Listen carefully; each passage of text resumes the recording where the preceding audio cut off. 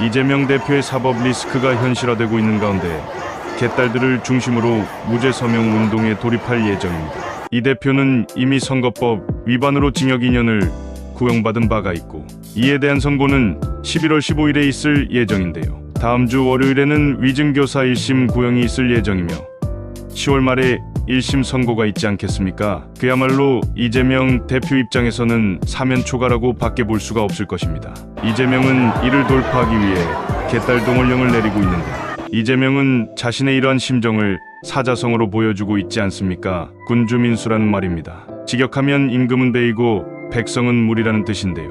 여기에는 깊은 비유가 숨어 있습니다. 임금은 백성에 의해 옹립되지만 임금이 백성을 소홀히 하면 백성이 임금을 끌어내릴 수 있다는 말이 되겠습니다. 물은 배를 띄우기도 하지만 물이 배를 엎을 수도 있는 것입니다. 올바른 정치 지도자가 지켜야 할 도리를 주지시키는 말이라고 할 수 있겠는데요. 지금 우리의 정치 현실에서 사면 초과에 휩싸인 사람이 누구일까요? 어떤 사람들은 이재명 대표라고 하고 어떤 사람들은 윤석열 대통령이라고 합니다. 그런데 자세히 들여다보면 어떤 것도 틀린 말은 아닌 듯합니다.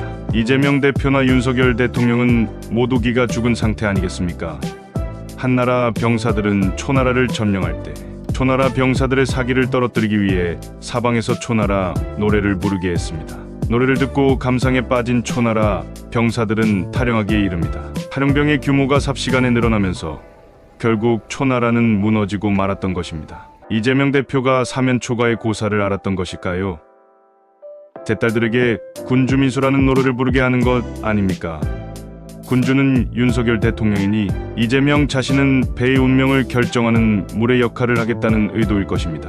이재명이 개딸 세력에게 은밀히 명령을 내린 것과 마찬가지 아니겠습니까? 민주당은 지난 박근혜 탄핵 때도 이 말을 사용한 적이 있습니다. 촛불 집회 때 지식인들 사이에 탄핵의 발판을 마련한 말이 바로 군주민수였던 것입니다.